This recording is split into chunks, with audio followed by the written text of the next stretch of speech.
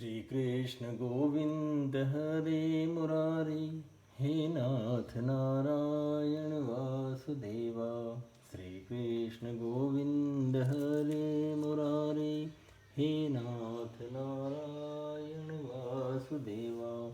हे नाथ नारायण वासुदेवा, हे नाथ नारायण वासुदेवा।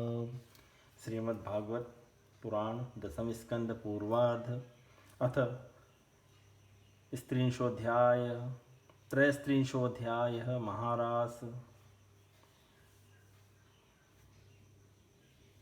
श्री शुकवाच इत्थं भगवतो गोप्य श्रुत्वा वाच सुपेशलः जहुर्वीरः हजं तापं तदङ्गोपचिताशिषः तत्रारभत गोविंदो रासक्रीडामनुव्रते स्त्रीरत्नेऽन्वितः प्रीतैरन्योन्यावद्बाहुभिः रासोत्सवः सम्प्रवृत्तो गोपीमण्डलमण्डितः योगेश्वरेण कृष्णेन तासां मध्ये द्वयोर्द्वयोः प्रविष्टेन गृहीतानां कंठे स्वनिकटं स्त्रियः यमन्येरनभस्तावद् विमानशतसङ्कुलं दिवोकसां सदाराणार्मौसुक्यापरतात्मनाम्।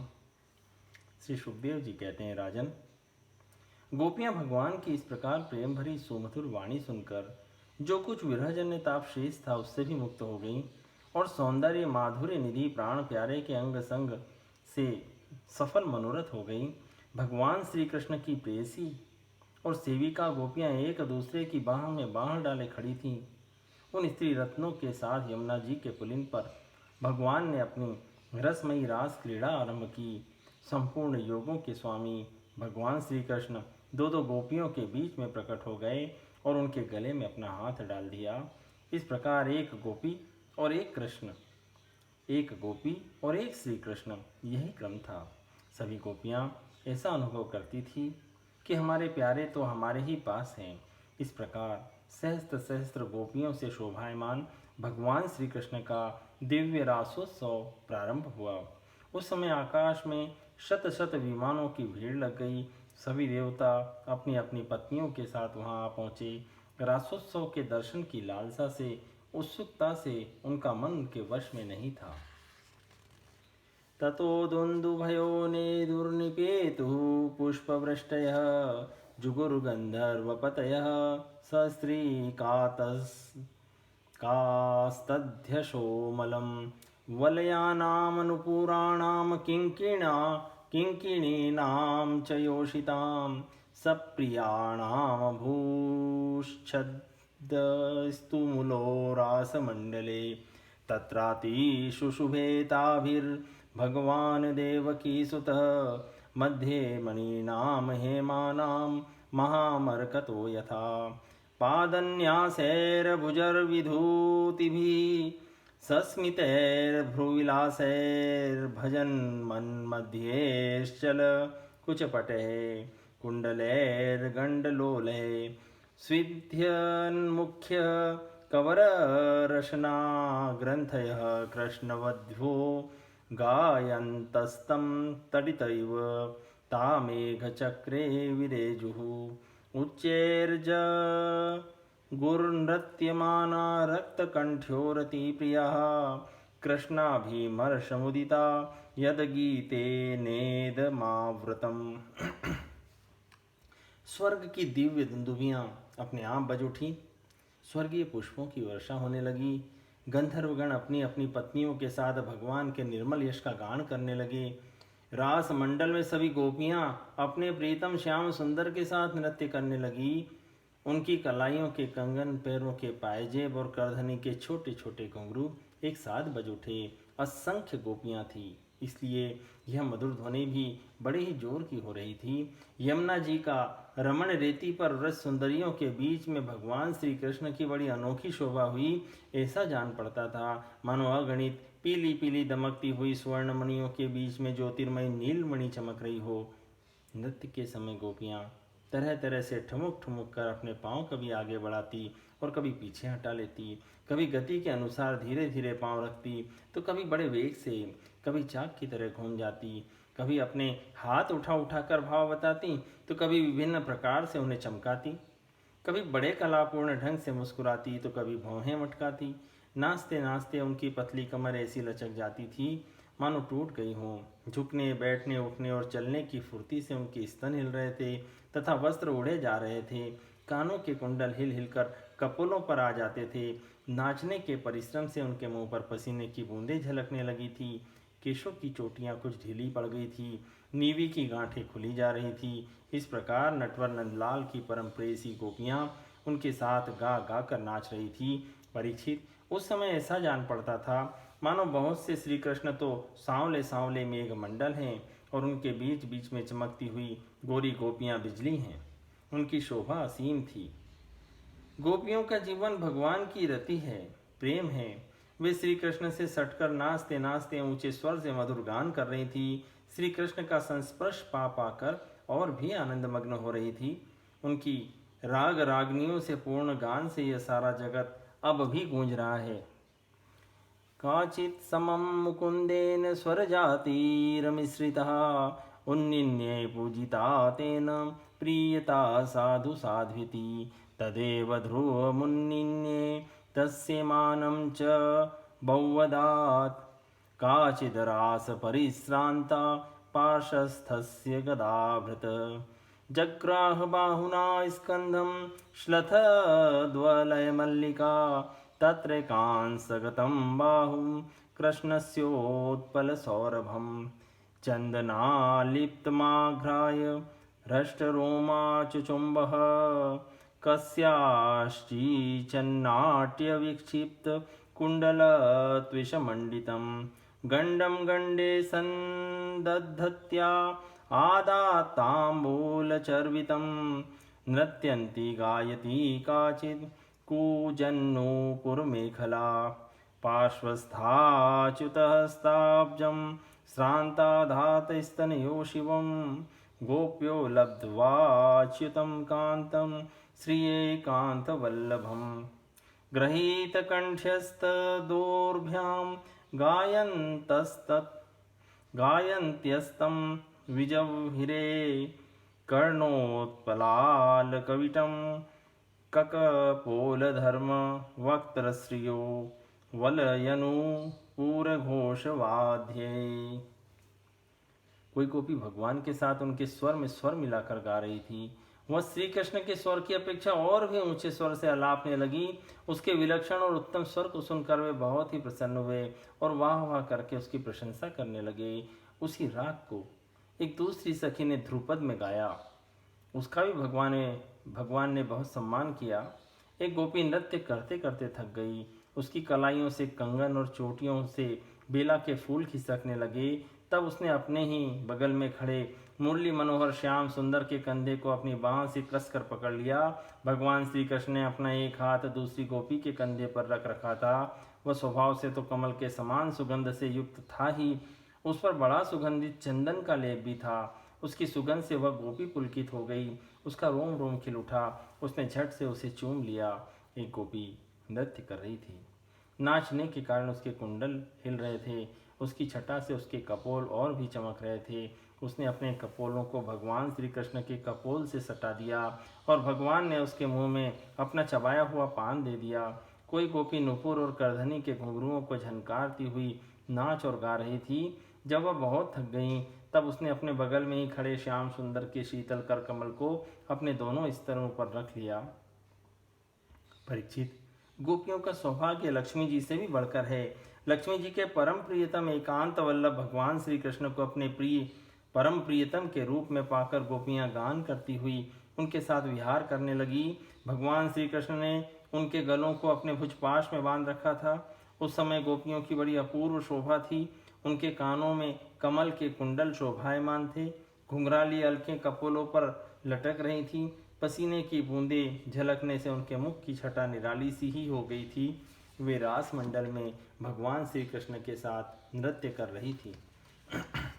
गोप्य सम भगवता नन्रतु स्वकेश स्त्रजो भ्रमर गायकरासगोष्ठयाम् एवं परिष्वङ्गकराभिमर्श स्निग्धे क्षणोद्दाम विलासहासे रेमे रमेशो व्रजसुन्दरीभिर्यथार्भकः स्वप्रतिबिम्बविभ्रमः तदङ्गसङ्गप्रमुदाकुलेन्द्रिया केशानदुकुलं कुचपट्टिकां वा नाञ्ज्य प्रतिव्योढुमलं व्रजस्त्रियो विस्त्रस्तमालाभरणा कुरुद्वः कृष्णविक्रीडितं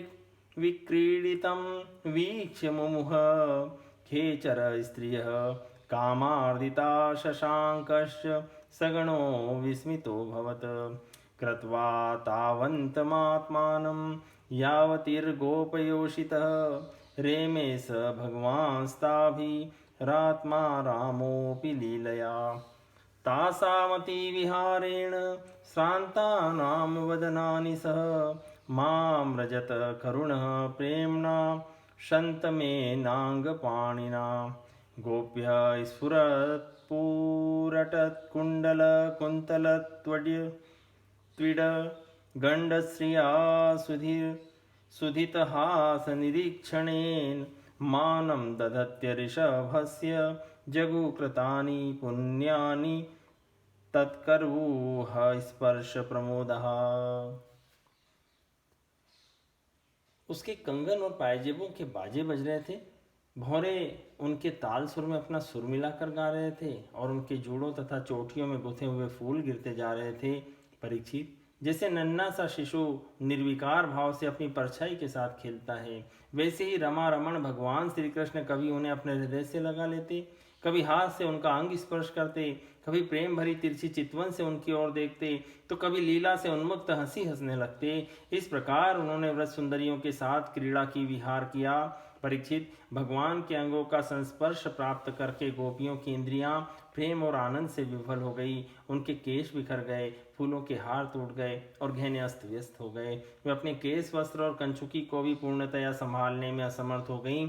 भगवान श्री कृष्ण की रास क्रीड़ा देखकर स्वर्ग की देवांगनाएं भी मिलन की कामना से मोहित हो गईं और समस्त तारों तथा ग्रहों के साथ चंद्रमा चकित विस्मित हो गए। परीक्षित, यद्यपि भगवान आत्माराम हैं, उन्हें अपने अतिरिक्त और किसी की भी आवश्यकता नहीं है, फिर भी उन्होंने जितनी गोपियां थी उतने ही रूप धारण किए और खेल खेल में उनके साथ इस प्रकार विहार किया। जब बहुत देर तक गान और नृत्य आदि विहार करने के कारण गोपियां थक गई, तब करुणा में भगवान श्री कृष्ण ने बड़े प्रेम से स्वयं अपने सुखद कर कमलों के द्वारा उनके मुंह पोछे। परीक्षित, भगवान के कर कमल और नख स्पर्श से गोपियों को बड़ा आनंद हुआ। उन्होंने अपने उन कपोलों के सौंदर्य से, जिन पर सोने के कुंडल झिलमिला रहे थे और घुंघराली अलकें लटक रही थी, तथा उस प्रेम भरी चितवन से जो सुधा से भी मीठी, मुस्कान से उज्जवल हो रही थी, भगवान श्री कृष्ण का सम्मान किया और प्रभु की परम पवित्र लीलाओं का गान करने लगी।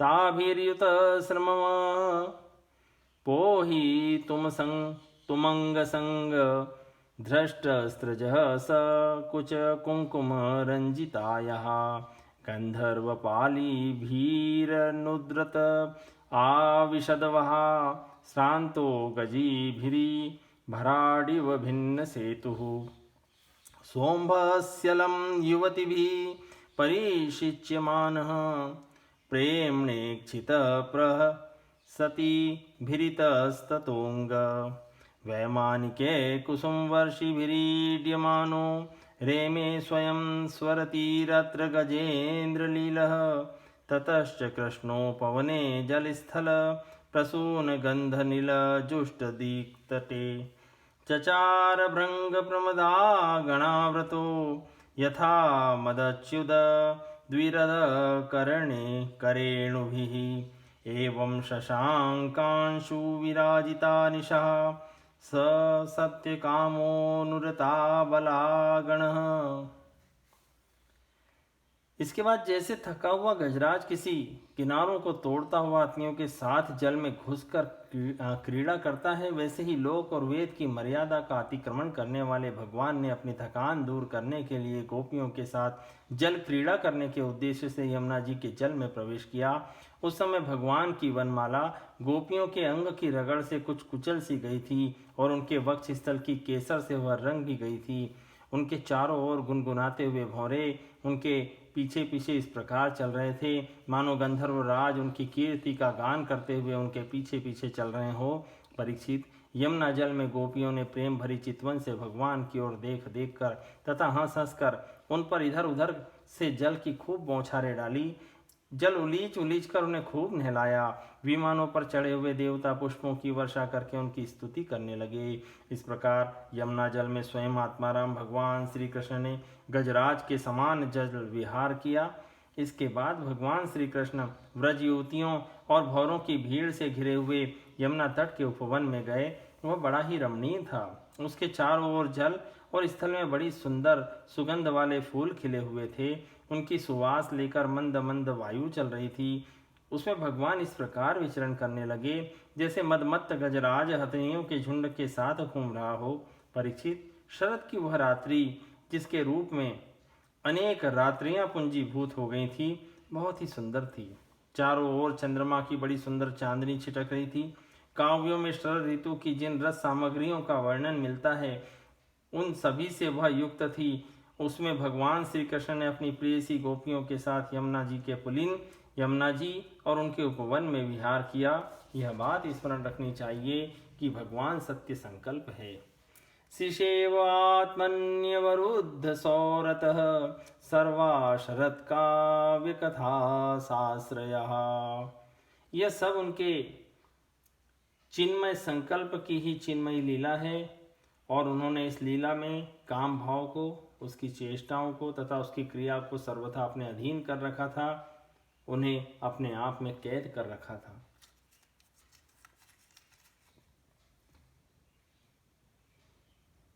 राजवाच संस्थापनाय धर्मस्य प्रश्मायेतरस्य च अवतीर्णो हि भगवानन् शेन जगदीश्वरः स कथं धर्मसेतूनां वक्ता कर्ता विरक्षिता प्रतीपमाचरद ब्रह्मण पद परदाराभिमर्शनम् आप्तकामो यदुपति कृतवान् वै जुगुप्सितं किमभिप्रायेतं न संशयं छिंदी सुव्रत।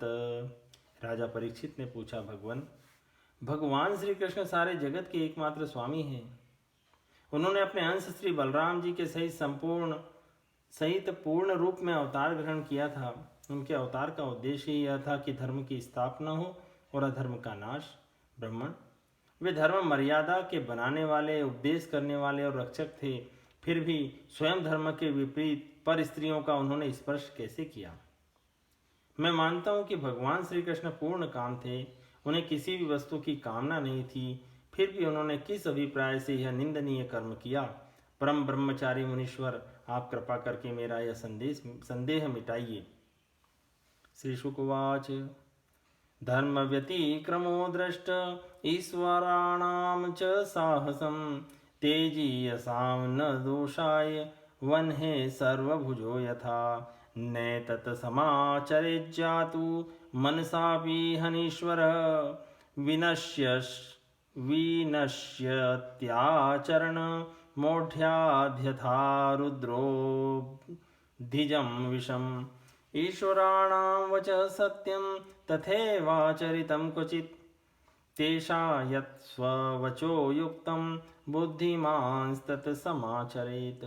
श्री सुखदेव जी कहते हैं, सूर्य, अग्नि आदि ईश्वर समर्थ कभी कभी धर्म का उल्लंघन और साहस का काम करते हुए देखे जाते हैं, परंतु उन कामों से उन तेजस्वी पुरुषों को कोई दोष नहीं होता। देखो, अग्नि सब कुछ खा जाता है परंतु उन पदार्थों के दोष से लिप्त नहीं होता। जिन लोगों में ऐसी सामर्थ्य नहीं है उन्हें मन से भी वैसी बात कभी नहीं सोचनी चाहिए, शरीर से करना तो दूर रहा। यदि मूर्खतावश कोई ऐसा काम कर बैठे तो उसका नाश हो जाता है। भगवान शंकर ने हलाल विष पी लिया था, कोई दूसरा पिए तो वह जलकर भस्म हो जाएगा। इसलिए इस प्रकार जो शंकर आदि ईश्वर हैं, अपने अधिकार के अनुसार उनके वचन को ही सत्य मानना और उसी के अनुसार आचरण करना चाहिए। उनके आचरण का अनुकरण तो कहीं कहीं ही किया जाता है, इसलिए बुद्धिमान पुरुष को चाहिए कि उनका जो आचरण उनके उपदेश के अनुकूल हो उसी को जीवन में उतारे। कुशलाचरिते नैषाम्य स्वार्थो न विद्यते विपर्ययेण वानर्थो निरहंकारिणां प्रभो किमुताखिल सत्त्वानां तिर्यं मर्त्यदीवोकसाम् ईशितुश्चेषित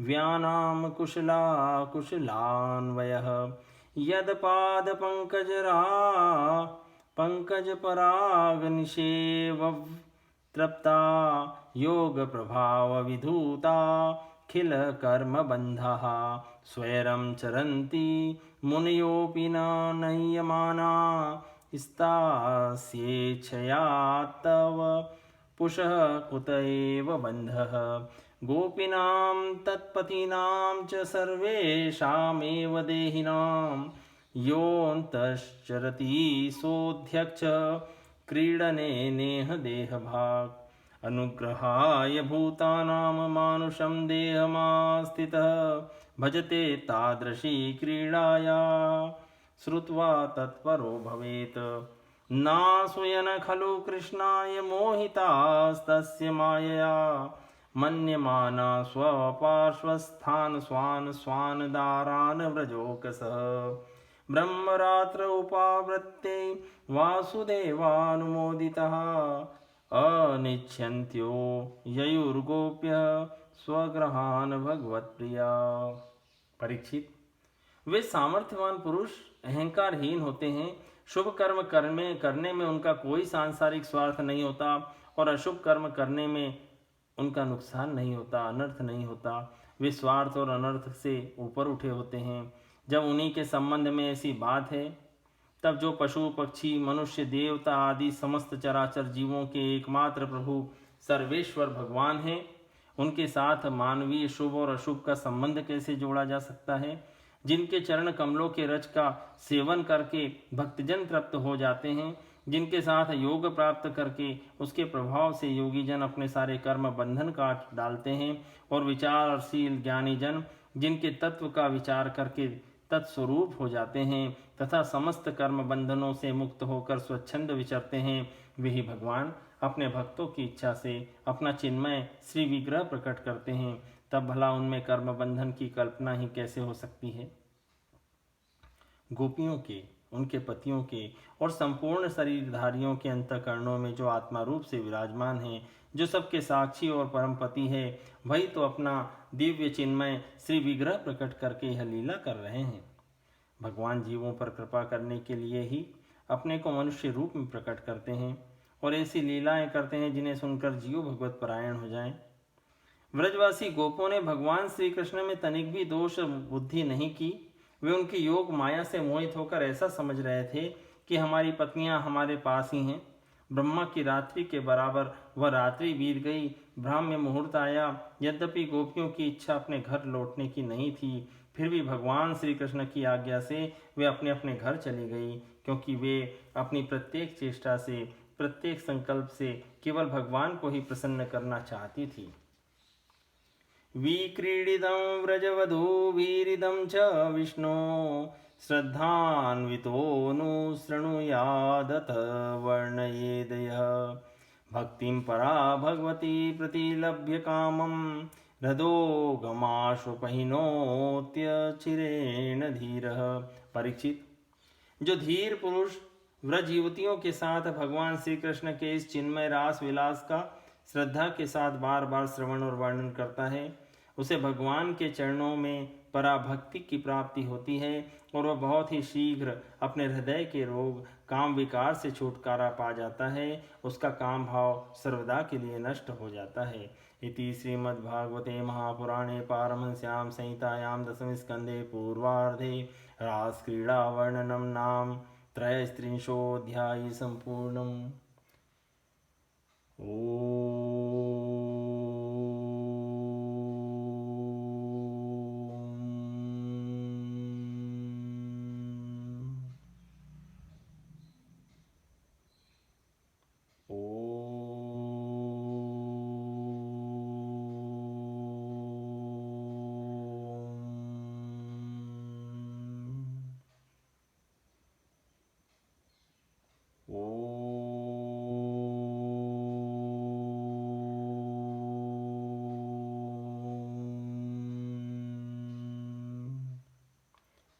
श्री कृष्ण गोविंद हरे मुरारी, हे नाथ नारायण वासुदेव।